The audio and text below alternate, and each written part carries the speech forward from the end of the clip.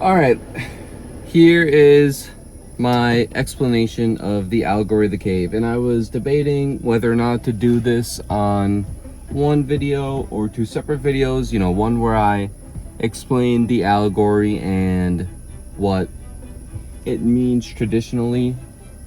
You know, I was going to start out with the scholarly consensus and break it into two parts for you so that maybe it's just easier to watch. But if you're gonna sit down and listen to this, just listen the whole thing through. It will make more sense if I get to explain everything. So, what is the allegory of the cave? The allegory of the cave is a section of a chapter of a book called The Republic, written by Plato. And again, I'm not a fucking genius. I don't know everything, so I'm just giving you the basic retelling of the story. So this dialogue occurs between Diogenes and Aristotle. And Aristotle asked Diogenes simply to picture a scenario. Imagine, if you will, three men in a cave. Now, these three men live a unique life because all they can remember, as far as they know, is living in this cave. And they are chained up with their necks and backs to a wall, looking straight forward. Behind them is a ledge, so they're chained up and they're sitting there with their backs to this low wall. And far behind them, about 20 feet, is a brazier, a fire brazier that has a walkway in between the two of them. So you have the wall, the walkway, and the fire. And there are people who walk past who are holding objects. Sometimes they're holding cutouts of like a horse head or a dog head. Sometimes they're holding pots. Sometimes they're holding various items. And when they are carrying these items back and forth, they are sometimes speaking, sometimes they're mimicking noises similar to the noises that a horse or a dog would make. And so these men that are in this cave experience this reality. They're living, looking straight forward at a wall, seeing the shadows of images projected onto it as, again, shadows. And that's all they know. So these men are sitting there living their lives, and they get bored. So they give names to the objects as they pass. They create games trying to predict which object will come up next. They try to figure out what their favorite object is. They have opinions. They have discussions about these objects. The important part comes when one day, one of these men realize that they're no longer chained up. And now the story typically goes, the way that's traditionally told, is that the man is told to exit the cave. He is either grabbed and pulled by his chains out of the cave by another human, or he is compelled for some other reason to quickly escape the room that he has found himself in. This man is forced to leave the cave. He wakes up and finds that he is no longer chained and is now essentially forced to leave the cave. So what does he do? He's finally out of the cave. He's out in the real world. He's starting to experience what it's like in life outside of the cave. And I don't remember exactly if it was daytime or nighttime, but let's say it starts out at nighttime. So he goes out and he starts to see trees and grass. He hears birds, he hears owls, he hears insects chirping. He's starting to get a feel for these harsh elements. He goes out, there's wind. It hurts, his skin, it's brittle. He's just been in the cave, it's been cold this whole time. So he goes out and starts to experience the world. Slowly it will become daytime, and as the sun rises, his eyes are hurt. He is unable to see. His eyes are so accustomed to the darkness of that world that he's not able to even function up in the real world. So it's not until night he's stumbling along around in the daytime, not able to control himself. As it turns back to nighttime, he is able to regain some of his senses and some of his control, and he's able to explore this world. So he's out exploring this world, and say, a few days, a few weeks go by, it doesn't matter. Eventually, he remembers his friends, the people he's been around his whole life, the people who he has spent every moment with, and he thinks that he wants to share these new experiences with them.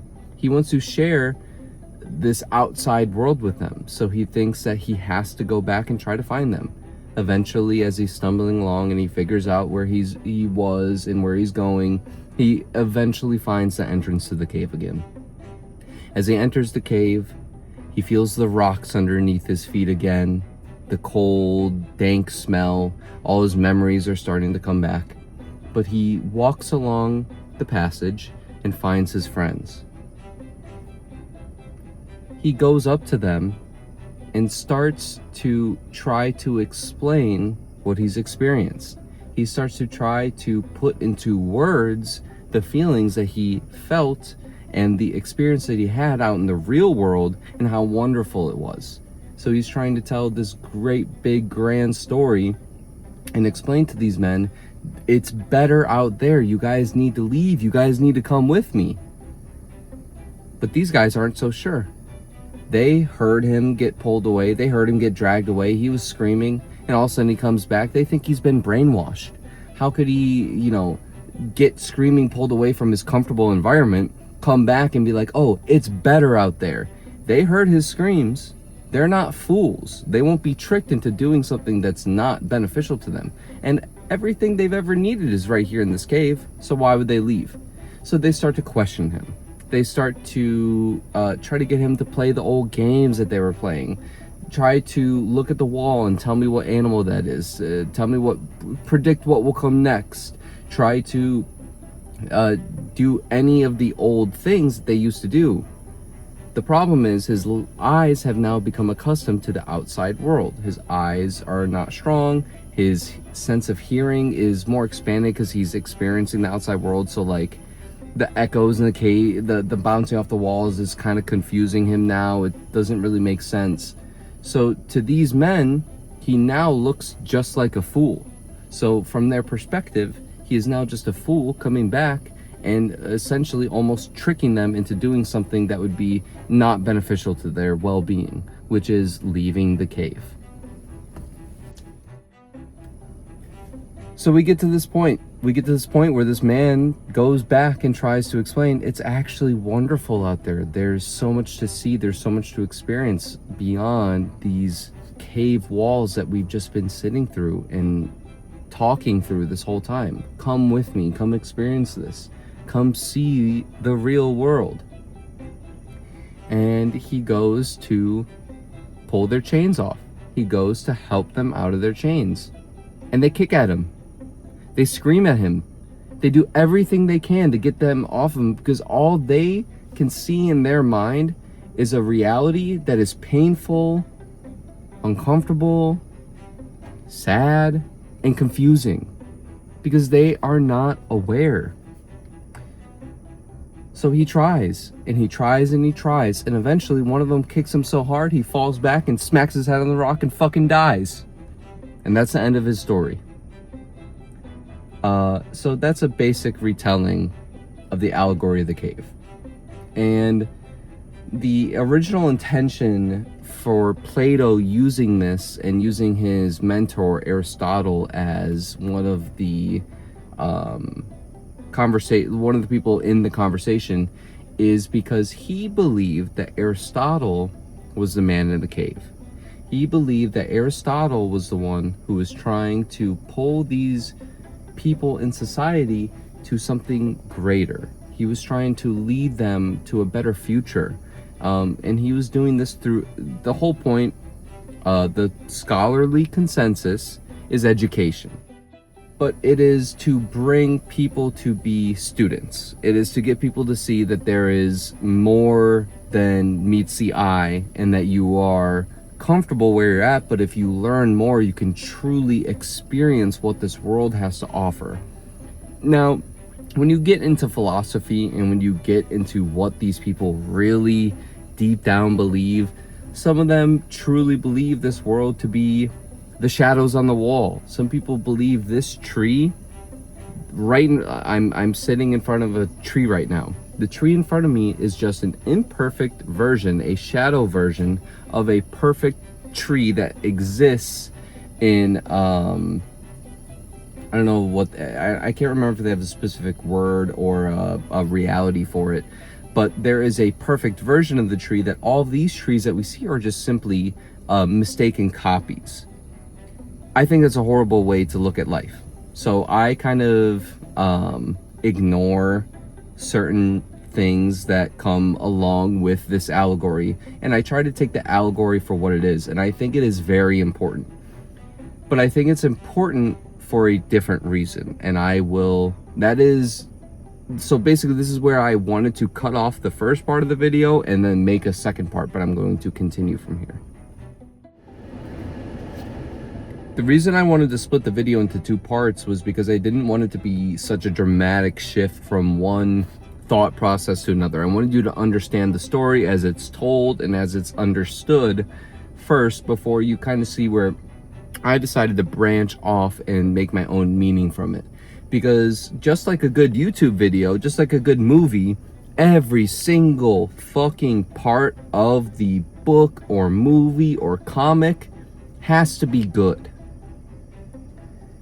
I think the allegory has more meaning than it's given. I think there is more to be had from observing this story than it's given credit for.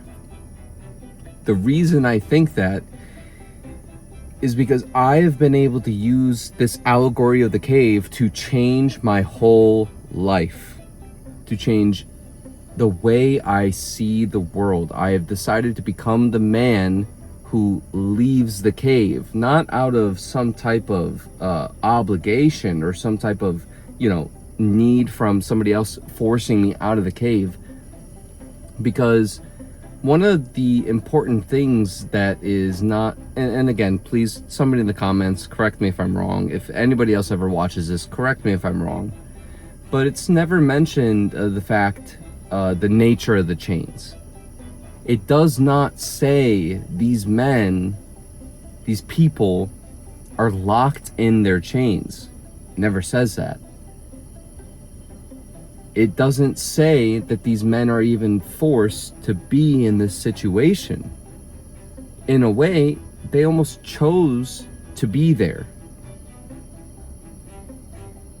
And I don't know what point I want to make from here, because there's kind of two big points I really like to go off into. So I guess maybe I'll do one now and one later. Maybe I will do two separate videos to try to give an explanation. The important part of realizing that these men had the option to leave the whole time is to realize that you've done this to yourself every single step of your life. You have experienced your life and garnered meaning and values and interpretations of your interactions between other people, even just like driving around, animals, getting up and getting ready for work every day, getting ready for school every day. You've experienced reality in a very specific way, and it's caused you to think and feel and to operate in a certain way. And I believe that by using the allegory of the cave, you can change the way that you see everything. And what I mean, and this is why I'm leading with this point, because I think this is the most important point.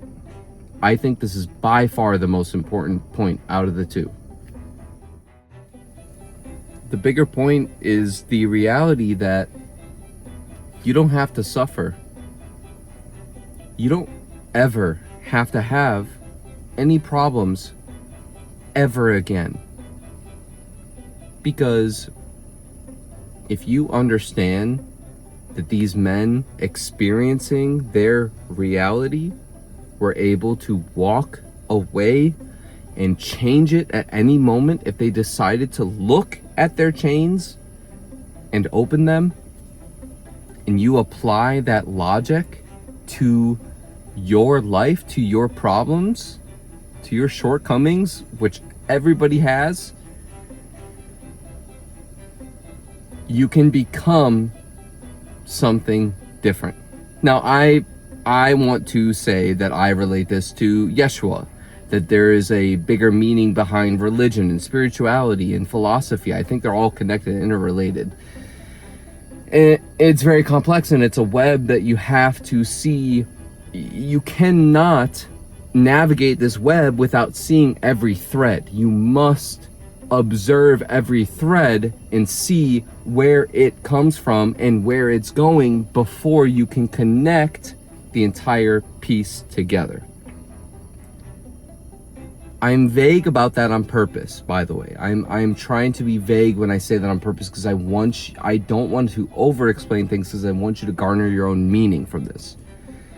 But and I'm trying to debate whether or not to go into a specific topic, or try to keep this broad and kind of open for interpretation. So let me think for a second. I guess mostly what I'm saying is that you as an individual have the ability to choose your reality. It's talked about in Christianity, change your perspective. It's talked about in spirituality. The way you see the world is how the world sees you. It's seen even in simple terms, even in a material perspective. Treat others as you wish to be treated. Don't do something to another person that you wouldn't want done to you. And recognizing that every action you take has significant impact. And so it, at the same time, makes you aware of your potential to cause harm to the world and the people around you, and especially yourself. But then it puts you in a position that after you recognize your potential for harm, to realize that you can instead of being, the man in the cave or the shadows on the wall, you can choose to be the fire, the creator, the fire. If the fire wasn't there in the allegory of the cave, there would be no shadows to be had. So try to be what you think is best. And it's hard to think what is best, because there's so much debate around what is good and what is evil and what is right and what is wrong. And it fucking pisses me off. It really makes me angry, because it is so simple and it is so easy to do if you don't lie to yourself. And that is what I think the allegory allows you to do, is it allows you to stop lying to yourself. Do not ever fucking put yourself into a position where you are anything other than the man who leaves the cave. And don't be the man that leaves the cave due to some obligation or to getting pulled out of it. Be the man that realizes that he was chained up but never locked in. The chains are hard to get off. He's gonna have to, manipulate his hands some way to get them off. He's gonna have to wiggle around a little bit, but they're not locked. You're not stuck. You're also not obligated to stay there. Just because you have the other men there calling you a fool and saying you're silly for leaving the cave, for leaving what's comfortable, doesn't make you a fool. It makes you the smartest person around, because you are no longer stuck in a place that you don't want to be. You learn to control what you can control, which is seeing your chains, and then you are able to deal with what you cannot control. You can't control what is happening around you. You can't control the fact that you were put in the chains. It's not your fault you were put in the chains, but you were. What you don't realize is that you chose to stay there. So what you need to do is realize that you need to leave. Now, this part is more specifically tailored towards my brother because it's something that we talked about recently. So if you got anything from this video, I appreciate it. You can click off now. This is mostly for my brother, but if this applies to you, or if you like the video so far, keep listening and we'll kind of go from there. So we live in a society, right? We are American citizens, and sometimes we think the chains that bind us are comfortable. Sometimes we think that the cave that bounces echoes of the sounds off the walls is comfortable. Sometimes feeling stillness is comfortable, but it's not. It's a trap. Because think about it. What lives did those men in the cave lead?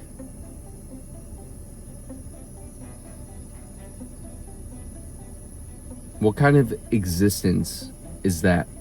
To sit there staring at shadows.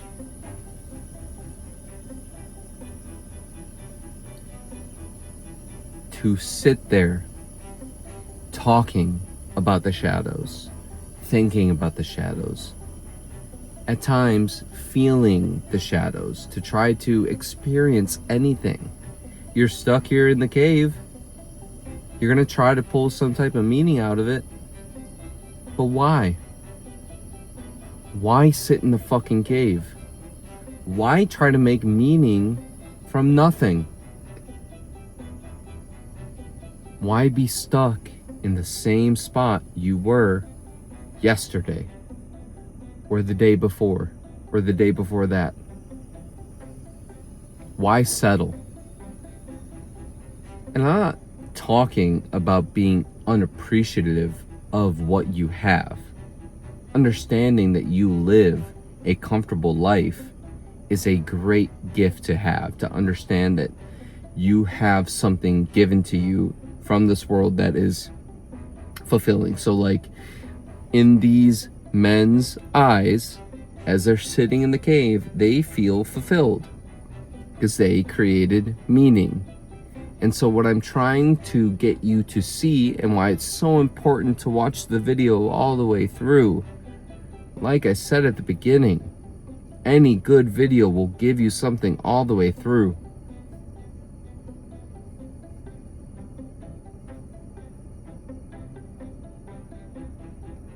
Is that you're not stuck.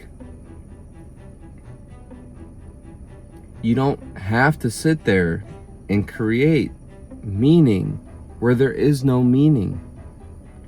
All you need to do is have some self-awareness where you see in your life where you're being tricked by the shadows, and then you see in your life where you're walking out of the cave.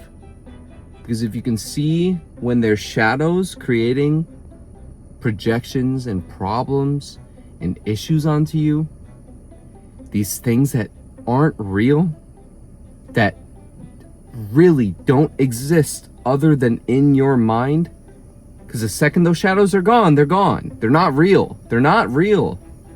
The second they're gone, they're gone. You make meaning out of them and give them purpose in your head for no reason. The second you're able to realize what is shadow and what is leaving the cave, and then realizing what is important, then you are able to move on.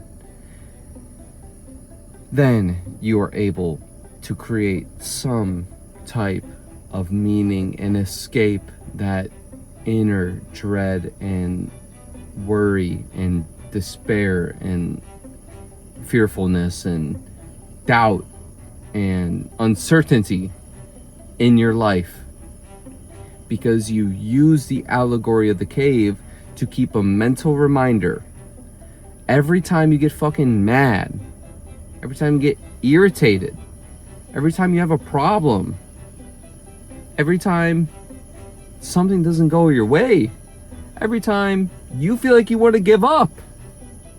Just understand that the allegory is there for you to take a step back and observe. Because you are, this is a bigger thing, you are the observer.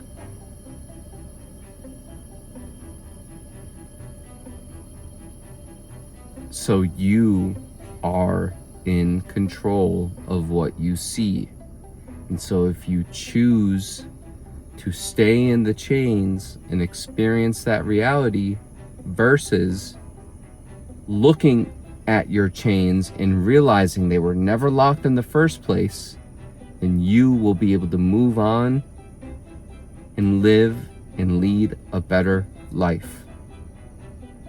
And then you will wake up every day feeling a sense of purpose, a sense of like grounding with reality, a sense of belonging. You will experience true joy. Again, okay, now this is a part that like is really for my brother, but if you like this video, this will probably relate to you. Love. You need to experience love, and you need to experience true love. Not fake love, not shadow love, but you need to experience what true love is, and you need to find what that is for you and yourself. I can't tell you what it is.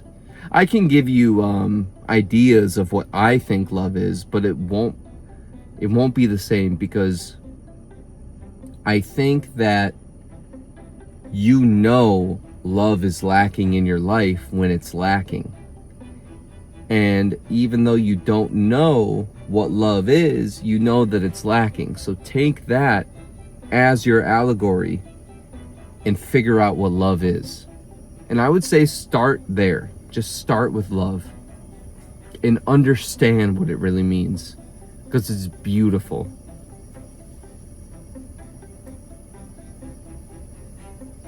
Anyways, I am going to be going home, hanging out with Josie and Brittany and Maya. We're gonna go to the pool. I finished with work early, so we're gonna have a good time. But I wanted to record this video in the library in front of a whiteboard. I was gonna write down the little pictures, but everything happens for a reason, and I'm sick and tired of us not having the ability to have this conversation, because I want to do it the right way or talk to you about it, and you know, it's never the right time because we're both busy. So I wanted to record this, put it on YouTube for you to experience, and then if you like this video, if you want more, I can talk more, I can be a fucking idiot more and keep going. So let me know what you think in person or in the comments or whatever. And to anyone and everyone who ever listened to this whole thing, I appreciate you, and keep thinking.